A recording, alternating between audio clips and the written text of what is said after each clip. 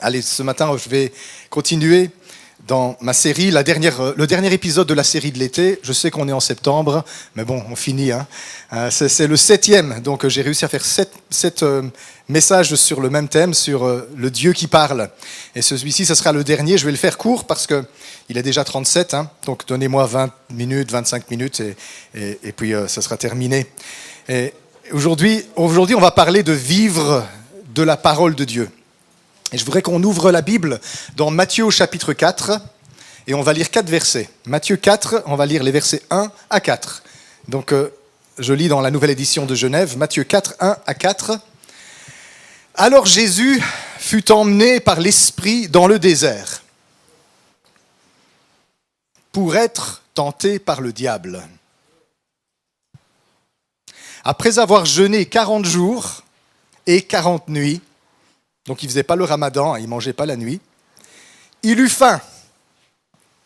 Le tentateur s'étant approché lui dit, « Si tu es fils de Dieu, ordonne que ces pierres deviennent des pains. » Jésus répondit, « Il est écrit, l'homme ne vivra pas de pain seulement, mais de toute parole qui sort de la bouche de Dieu. » Alors, je ne sais pas si ça vous étonne, moi ça m'étonne. Le Saint-Esprit emmène Jésus au désert pour y être tenté par le diable. Ça ne vous dérange pas, ça, ce passage-là? Vous invitez ce genre de choses, vous, dans votre vie. Donc, le Saint-Esprit conduit Jésus au désert pour y être tenté par le diable. Pourquoi le désert, Seigneur? Je pensais que quand tu nous conduis, on va au paradis, on va dans le jardin d'Éden, on va au désert. Et en plus de tout, non seulement c'est un désert, mais il y a quelqu'un qui habite là-bas et qui va nous embêter, qui s'appelle le diable.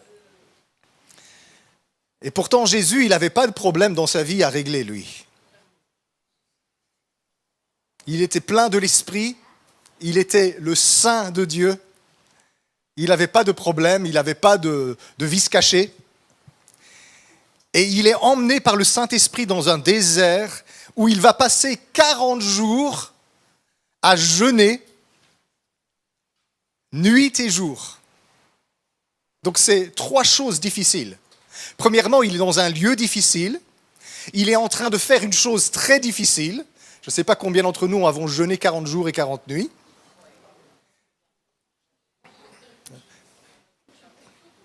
Mais en plus, il y a quelqu'un dans ce désert qui va l'embêter. Je ne sais pas si vous avez remarqué, mais il ne l'embête pas tout le temps. Il l'embête vers la fin. D'ailleurs, il y a beaucoup de choses qui se passent vers la fin que moi je ne comprends pas. Jésus est emmené au désert pour jeûner, et il est écrit « Après 40 jours, il eut faim ». Je ne comprends pas ça. Parce que moi, 15 minutes après avoir décidé de commencer à jeûner, j'ai faim. À l'idée de ne plus manger, j'ai déjà faim. Si tu me dis, ce soir on passe le repas, il y a mon ventre qui dit, là-bas. Pourquoi est-ce que Dieu doit emmener Jésus dans un endroit comme ça? Pourquoi est-ce que parfois, nous aussi, on doit passer par des temps très difficiles? Des déserts, des moments de sécheresse, des moments où il n'y a personne qui peut nous aider à part Dieu. Des moments où on est bombardé par l'ennemi. Des moments où, chaque fois que tu reprends ton souffle, quelque chose d'autre arrive. Pourquoi est-ce que Dieu permet ce genre de situation? Parfois, c'est parce qu'il veut supprimer tout ce qui nous distrait. Et on est tellement vite distrait. Distrait par les choses de la vie, les bonnes et les mauvaises. Dans le désert, il n'y a rien à faire. J'ai déjà été dans un beau désert, dans la péninsule arabique. Il n'y a même pas d'animaux à regarder, il n'y a rien. Tous les 10 kilomètres, il y a un petit camp de bédouins, là, mais à part ça, il n'y a pas de plantes, il n'y a pas d'insectes, il n'y a même pas de mouches pour animer la journée. Il n'y a rien. Il n'y a rien. Le silence et la solitude. La solitude. C'est un synonyme en français de désert, la solitude. La solitude, où tu n'as personne. Il n'y a plus personne, il n'y a que Dieu. Où on est obligé de chercher auprès de Dieu ce qu'on a l'habitude de trouver auprès des gens. Nos relations de dépendance, où on attend de quelqu'un qu'il fasse dans nos vies ce que seulement Dieu peut faire. Qu'est-ce que tu attends de ton conjoint, de tes enfants, de tes parents, de tes amis? Des choses que Dieu veut faire et que seulement lui peut faire. Et alors on rage contre l'autre, on dit « je ne suis plus content dans cette relation, je ne suis plus satisfait dans cette relation ». Et souvent, j'ai remarqué, parce que après 9 ans de pastorat, on a fait beaucoup de relations d'aide, j'ai remarqué que beaucoup de fois, on attend des hommes ce que seulement Dieu peut nous donner. Et souvent, les conjoints sont démunis, les enfants sont démunis, les parents sont démunis. Je ne sais pas comment te satisfaire, parce que ce que tu demandes, il n'y a que Dieu qui peut te le donner. Alors on doit passer par le désert. Le désert, c'est aussi un temps où tout ce qui n'est pas réglé en nous doit remonter à la surface. Vous savez, si vous ne faites rien et que vous avez tout votre temps pour méditer, tout ce qui n'est pas réglé remonte. Et dans le désert, on rage. Dans le désert, on proteste. On est protestant après tout. Même si ce n'est pas ce que ça veut dire à l'origine. Dans le désert, il y a toutes ces choses-là qui remontent à la surface. Et on n'a qu'une envie, c'est de s'en aller du désert pour retrouver la vie ordinaire, parce que tout ça, je ne peux pas régler ça maintenant, c'est trop difficile. Alors parce que nous avons tendance à fuir nos déserts, Dieu doit y mettre un personnage désagréable qui s'appelle Satan, qui nous y maintient et qui va être un catalyseur de changement. Satan pense te faire du mal. Il pense te détruire. Il pense te faire tomber. Et il ne se rend pas compte qu'en fait, il est en train d'appuyer sur tous les boutons dans ta vie que Dieu veut régler. Et il est en train de provoquer en toi des réactions que Dieu veut soigner. Et il est en train d'attaquer des points d'infection dans ton cœur que Dieu veut guérir. Et je l'ai déjà dit beaucoup de fois, et je le redirai encore souvent d'ici la fin de ma vie, mais quand tout sera terminé et qu'on sera devant la gloire de Dieu, je crois qu'il y en a un qui va s'en mordre les doigts, parce qu'il pensait nous détruire, il nous a rendus plus forts. Il pensait nous faire tomber, il nous a appris la grâce de Dieu qui nous relève et qui nous relève et qui nous relève. Il pensait appuyer où ça fait mal, il n'a fait que montrer là où on avait besoin d'être guéri. Ça sera son tourment éternel d'avoir contre son gré contribué à notre salut. La Bible dit que le diable fait une œuvre qui le trompe. Il se mordra les doigts s'il en a. Je voudrais que tu interprètes comme ça tout ce qui t'arrive. Tout ce qui se passe pour l'instant là, où tu n'es pas bien. Tu es dans une poêle à frire, on te fait rissoler là. On met le beurre sur toi. Quand ça s'arrête, ça recommence. Chut, on te fait tourner. Cuit de l'autre côté maintenant. Toutes ces choses contribuent à te rendre conforme à Jésus-Christ. Toutes ces choses contribuent à la gloire de Dieu dans ta vie. Et je sais, on n'a pas envie, on dit non Seigneur, je ne veux pas ça. D'ailleurs, dans le Notre Père, on dit « Ne nous conduis pas dans la tentation, mais délivre-nous du mal ».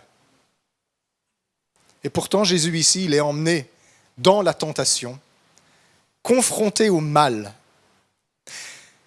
La Bible, elle dit cependant que ce n'est pas Dieu qui nous tente. C'est le frère du Seigneur qui dit que personne, quand il est tenté, ne dise « Dieu me tente ». Parce que Dieu ne tente personne. Mais il dit « C'est chacun de nous. Quand il est tenté, il est attiré et amorcé par ses désirs. » Vous savez d'où vient la tentation ? Elle vient des problèmes dans nos cœurs qui ne sont pas réglés. Le diable ne peut pas te tenter si tu n'es pas tentable.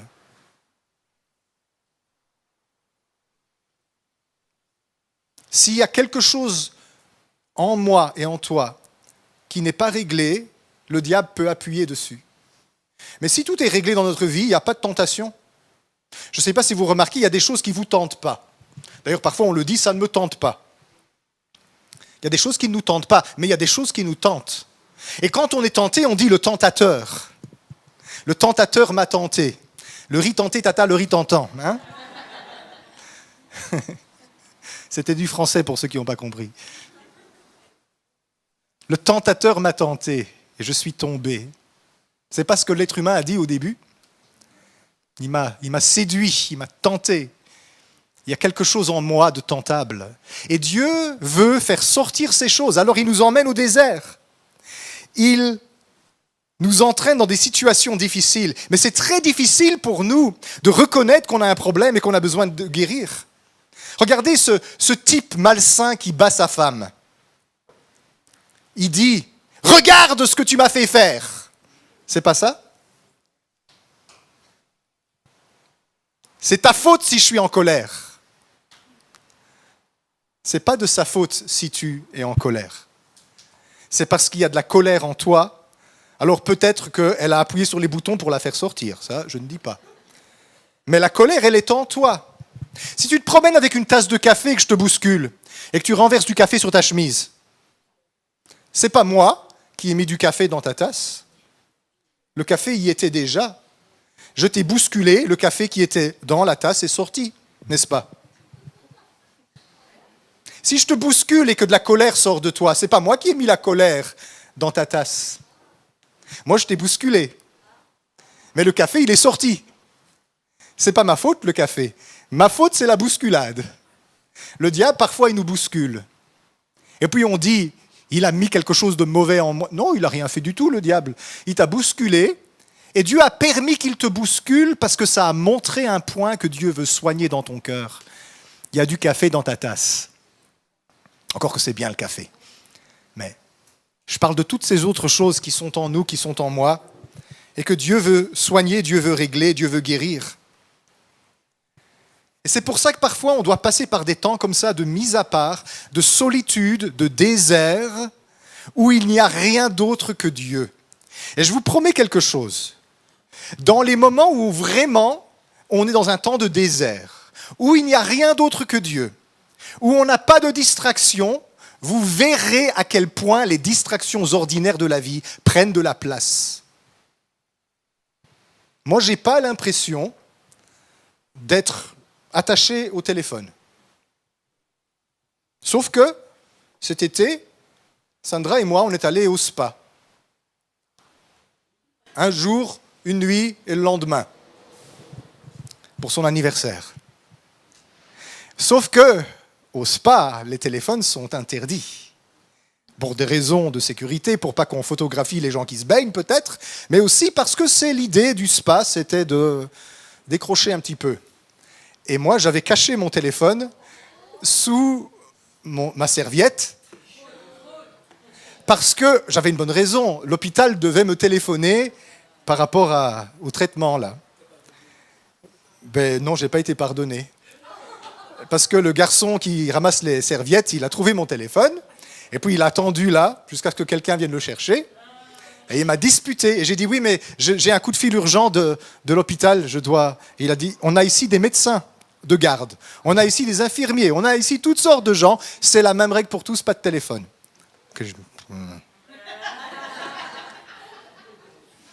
Et l'hôpital ne m'a pas téléphoné. Mais après, je me disais, j'ai rien à faire. J'ai envie de vérifier si quelqu'un m'appelle. J'ai envie de vérifier qu'est-ce qui se passe si quelqu'un m'envoie un message ou quoi. Et je dis, ah là là, ça prend de la place dans ma vie, cette histoire-là. Même si c'est pour des bonnes raisons, ça prend de la place dans notre vie. Et Dieu permet parfois qu'on doive décrocher de tout.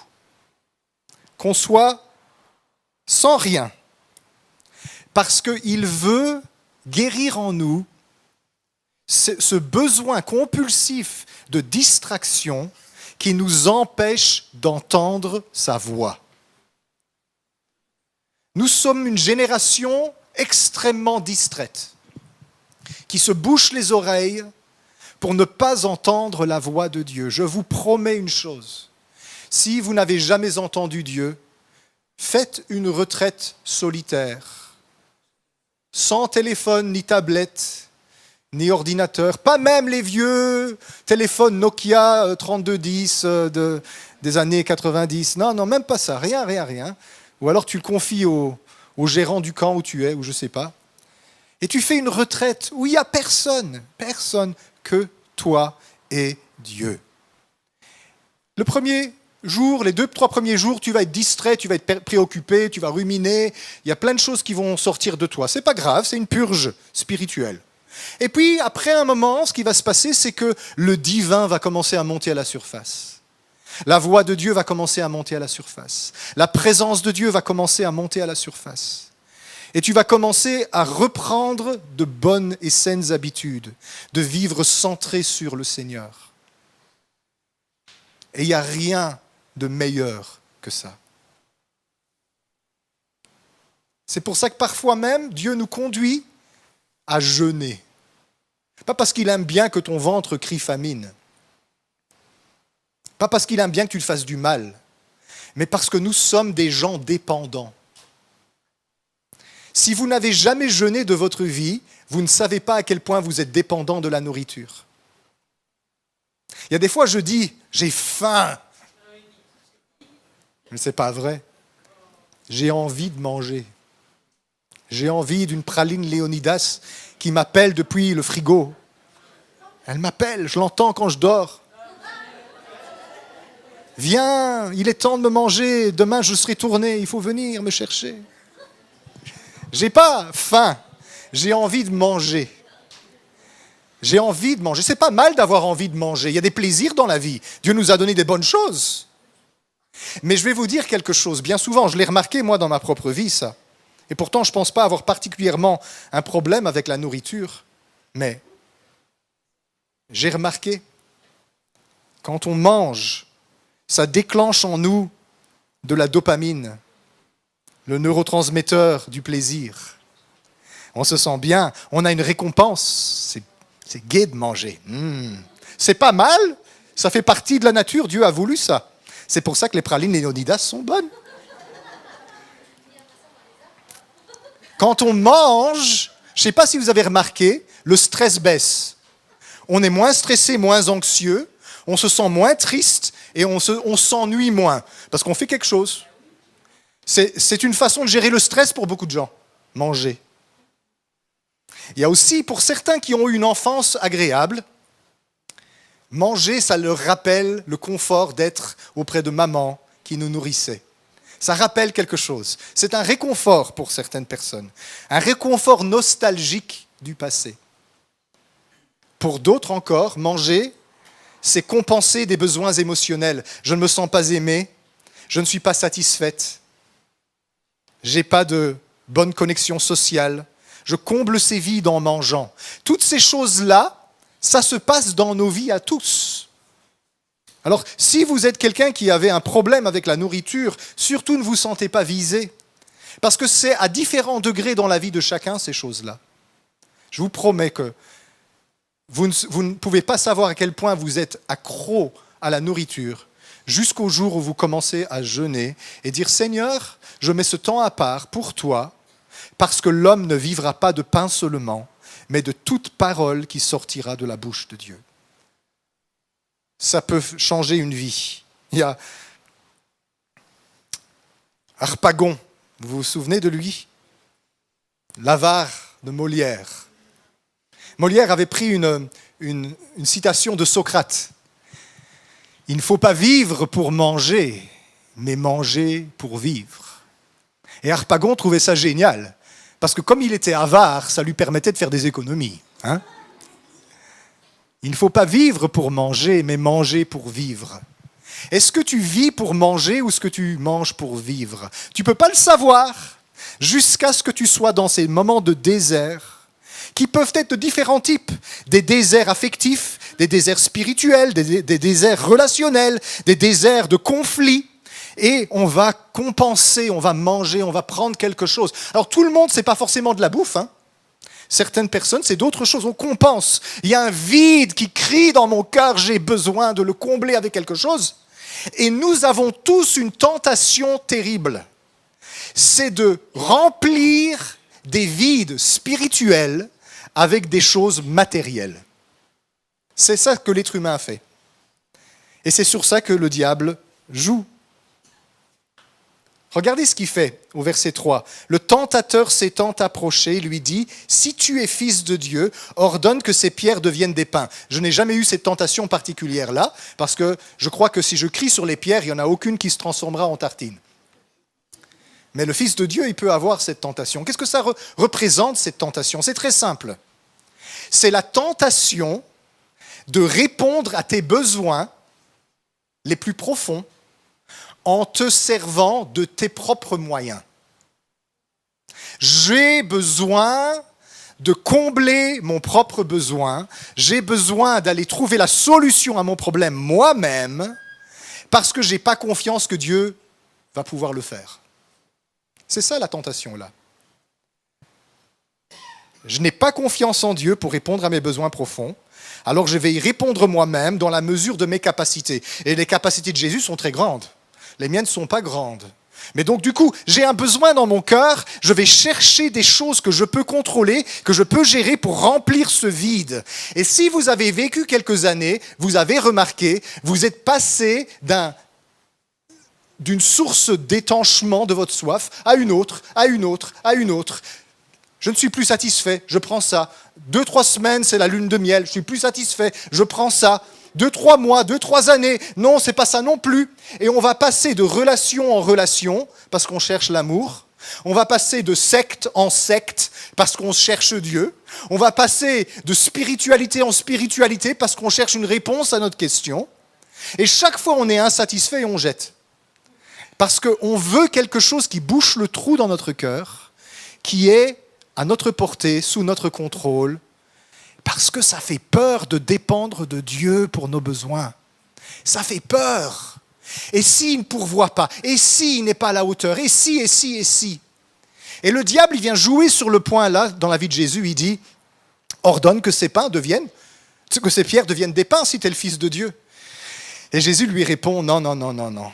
Il est écrit, l'homme ne vivra pas de pain seulement, mais de toute parole qui sort de la bouche de Dieu. Je suis très reconnaissant que Jésus a dit seulement. Hein? Donc verset 4, l'homme ne vivra pas de pain. S'il avait dit ça, là, ça m'inquiéterait. Mais il dit, il ne vivra pas de pain seulement, mais de toute parole qui sort de la bouche de Dieu. Il y a une secte, en France, en Amérique aussi elle se trouve, qui enseigne aux gens qu'ils peuvent vivre de soleil et d'eau. Et les gourous de cette secte prétendent que ça fait 3 ans, 4 ans, 5 ans qu'ils n'ont plus mangé, qu'ils ont seulement bu de l'eau et qu'ils se sont exposés à la lumière du soleil. Ouais, si tu crois celle-là, comme dirait l'autre, je te raconte celle des 3 petits cochons. On a besoin de manger pour vivre. On n'est pas des plantes, tu n'as pas de chlorophylle pour transformer l'énergie solaire en glucose. Tu as besoin de manger. Mais bien souvent, ce qui se passe dans nos vies, c'est qu'on vient compenser, on vient combler des vides qui sont en nous par la nourriture ou par autre chose. Quelque chose qui n'est pas approprié, qui ne nous satisfait pas vraiment. Il y a un besoin beaucoup plus profond en toi et en moi. Je n'ai pas que des besoins physiques. J'ai des besoins psychologiques et j'ai des besoins spirituels. Et l'erreur que nous commettons tous, c'est de chercher dans le naturel des solutions qui ne sont que spirituelles.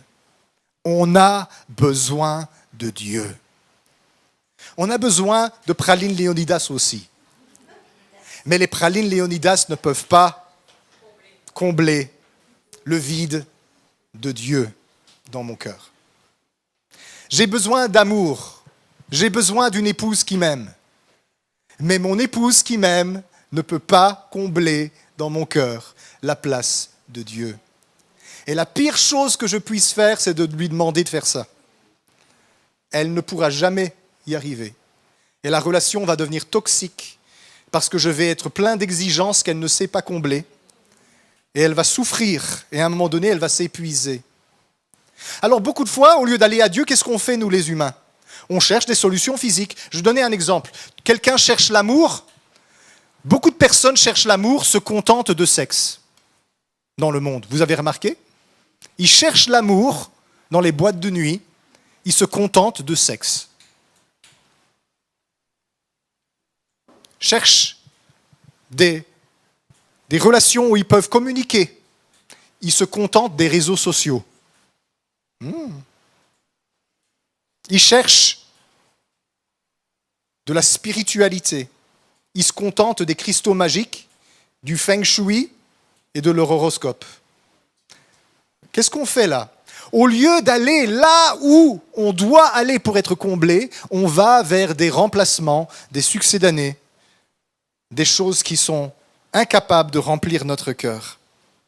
Et quand on va chercher quelque chose comme ça, allez, là où je devrais aller à Dieu, je vais à quelque chose de matériel. Comment on appelle ça dans la Bible ? Quand Dieu doit combler un de nos besoins, mais je vais le chercher dans le matériel. Ça s'appelle l'idolâtrie. C'est quoi une idole ? Une idole, c'est quelque chose dans le monde qui remplace Dieu, qui prend sa place, et auprès duquel je vais chercher ce que je désire. C'est tellement confortable une idole, parce qu'on peut l'asseoir sur la cheminée, elle ne bouge pas trop, ou dans le frigo, ou sur l'ordinateur, bouge pas trop. Et avant que vous vous sentiez coupable, parce que je sens déjà les cœurs là qui sont en train de... Comment Dieu réagit face à nos idoles ? Il n'est pas content. Oui, c'est vrai. Il n'est pas content. Mais pourquoi il n'est pas content ? Est-ce que Dieu n'est pas content parce qu'il aime qu'on lui obéisse et que nous avons désobéi à ses commandements ? Ou est-ce qu'il n'est pas content parce qu'il nous aime et nous sommes en train de nous faire du mal avec toutes nos idoles ? Ça change tout ça. Toutes les choses qui dans ma vie et dans ta vie prennent la place de Dieu rendent Dieu mécontent. Mais il n'est pas mécontent parce qu'on viole ses règles. Il est mécontent parce qu'il est la source d'eau vive qui peut étancher toute soif.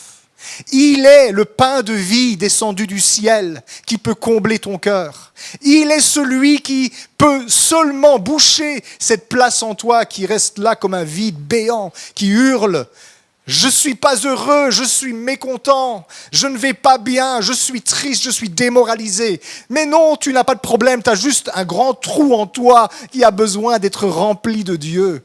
Beaucoup de personnes cherchent dans les médicaments à soigner un vide de Dieu. Le Xanax ne peut pas combler la place de Dieu. Il a une utilité, bien sûr, le Xanax. Les médicaments ont des utilités. Mais bien souvent, vous savez qu'un Français sur 3 prend des antidépresseurs ? Vous pensez que c'est normal, ça ? Allez en Afrique, vous verrez jamais une histoire pareille. Bon, d'abord parce qu'ils ne sauraient pas se le payer, l'antidépresseur peut-être.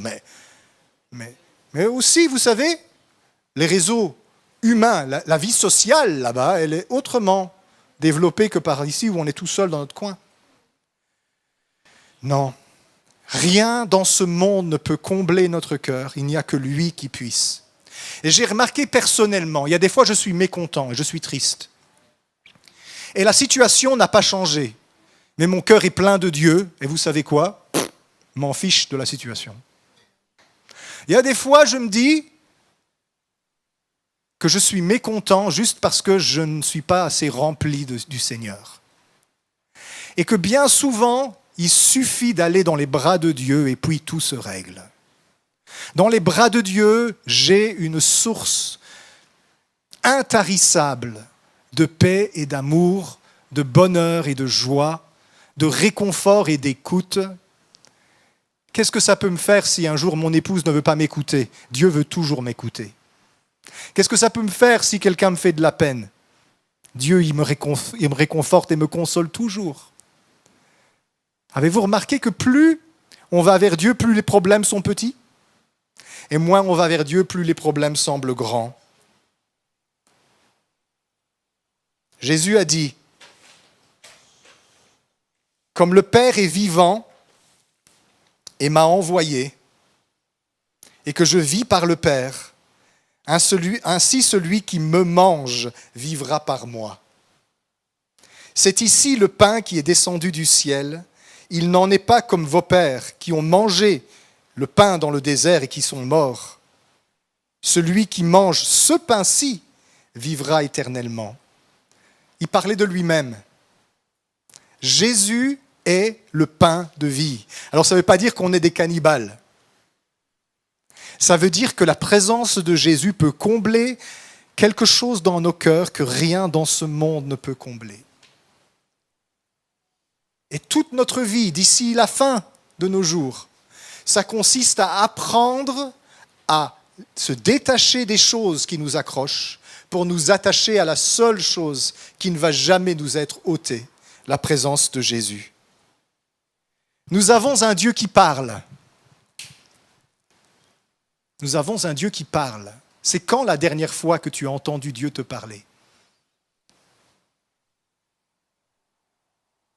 L'homme ne vivra pas de pain seulement, mais de toute parole qui sortira de la bouche de Dieu. Tu peux lire ta Bible 3 heures par jour sans entendre Dieu te parler.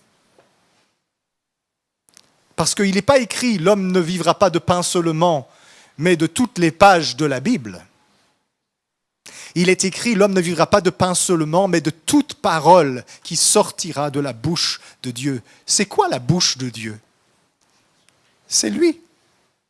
C'est le porte-parole de Dieu, le messager de Dieu. C'est Jésus. On a besoin d'un moment de rencontre avec lui régulièrement. On a besoin d'être face à celui qui est la parole de Dieu, qui vient parler dans nos vies, qui vient guérir nos vies par sa parole, qui vient donner du sens à notre vie par sa parole, qui vient te dire « Christophe, là, c'est ici que tu en es. C'est ça qui est en train de se passer dans ta vie maintenant. » Et nous, on n'écoute pas. Parce qu'on cherche auprès de l'un ou de l'autre des solutions qu'il a pour nous. Alors, il ne faut pas s'étonner que le vide grandit, que la souffrance tiraille, et qu'on ne se sent pas bien, et qu'on a envie de crier, et qu'on a envie de se fâcher sur quelqu'un, parce que ça ne va pas à l'intérieur, je ne me sens pas bien. Tu as besoin d'aller au désert. Tu as besoin de couper court avec toutes les choses qui te distraient et de retrouver ton Dieu qui t'aime et qui a une parole pour toi. Ne viens pas me demander lundi matin, j'ai besoin que tu pries parce que j'ai besoin d'une parole pour moi. Tu n'as pas besoin d'une parole du pasteur, tu as besoin d'une parole de Dieu. Tu as besoin d'une parole de Dieu, le Dieu vivant. Et je ne dis pas les petites prophéties de pacotille que tu as vu une pizza voler dans le ciel et que ça veut dire quelque chose. Je veux dire vraiment une parole de Dieu. Tu as besoin d'un contact avec le Créateur qui vient remplir ton cœur et qui te donne un sens à ta vie. Alors, combien de temps vas-tu encore courir à gauche et à droite ? Combien de temps vas-tu essayer ceci, essayer cela pour essayer de remplir ton cœur alors que ton Père t'attend et il a quelque chose pour toi? Après ça, les prophètes viendront. Vous savez ce qu'ils feront, les prophètes? Ils confirmeront ce que Dieu vous a dit dans l'intimité. Tu as besoin du Dieu qui parle. Tu as besoin de celui qui a les paroles de la vie éternelle. Tu as besoin de ton contact avec Dieu. Et pourquoi alors c'est si difficile pour moi? C'est si difficile pour toi d'y aller. Pourquoi c'est si difficile? Parce que je ne suis pas prêt à suivre Jésus au désert. Parce que je ne suis pas prêt à le laisser faire remonter toutes les choses qui ne sont pas réglées dans mon cœur. Parce que je préfère étancher ma soif provisoirement plutôt que d'aller à la source d'eau vive. Parce que je préfère être soulagé momentanément que vraiment guéri. Parce que je préfère dépendre de moi-même que de dépendre de lui. Mais j'ai une promesse pour toi ce matin. J'ai une promesse pour toi. Si tu laisses tout derrière, que tu pars à la recherche de Dieu et de Dieu seul. Je te promets que tu le trouveras. Et pas parce que je l'ai vu dans ma vie, parce qu'une promesse de Christophe, ça ne vaut pas grand-chose, mais parce que c'est la promesse de Dieu. Jérémie 29, 13 dit « Vous me chercherez et vous me trouverez si vous me cherchez de tout votre cœur. » Et Dieu n'est pas un menteur. « Vous me chercherez et vous me trouverez si vous me cherchez de tout votre cœur. » Il est temps que chacun de nous, et l'Église dans son ensemble, cherche Dieu de tout son cœur. Le Dieu qui parle, le Dieu qui se révèle face à face, le Dieu qui peut combler tous les besoins, le Dieu qui a les paroles de la vie éternelle, le Dieu qui est la source d'eau vive qui étanche toutes les soifs. On a besoin de lui. Ça changera tout dans ta vie. Et si ce matin tu te sens appelé, et je vois qu'il y en a quelques-uns que ça remue dans leur cœur, ils t'appellent, les années passent, tu perds ton temps au lieu de venir à celui qui est la source et qui t'attend les bras grands ouverts. Tu te fais souffrir. Tu lui fais de la peine parce que tu lui manques. Il t'aime d'un amour immense. Si tu as pris la décision ce matin de revenir à Dieu, ça a été le thème de ce culte, tu as pris une bonne décision. Maintenant, fais quelque chose avec cette décision. Que cette décision ressemble à quelque chose, qu'elle se traduise par un style de vie en accord avec cette décision. Ne te frustre pas pour ce que tu n'arrives pas encore à faire. Ne te frustre pas parce que tu n'y arrives pas, parce que le frigo t'appelle encore. Ce n'est pas le frigo le problème. Ce n'est pas les Léonidas. Ce n'est pas la chimée bleue. Le problème, c'est notre cœur. Le problème, c'est notre cœur qui veut aller partout ailleurs sauf au Dieu qui nous appelle. Église de Courcelles, il nous appelle, il nous appelle, il nous appelle. Et nous le faisons attendre, nous le faisons attendre. Allez, allons ensemble dans les bras de Dieu. Allons ensemble dans la présence de notre Père. On ne peut même pas imaginer ce qu'il va faire avec nous si nous répondons oui à son appel. Vous êtes avec moi ? Attention à dire Amen. Car l'Esprit de Dieu nous emmène dans le désert. Mais vous savez, le désert, ce n'est pas ce qu'on croit. C'est un temps glorieux dans sa présence. Et quand on y est, on découvre une chose vraiment importante. Quand on n'a plus rien d'autre que Dieu, on découvre que Dieu suffit pleinement. Il suffit pleinement. Amen.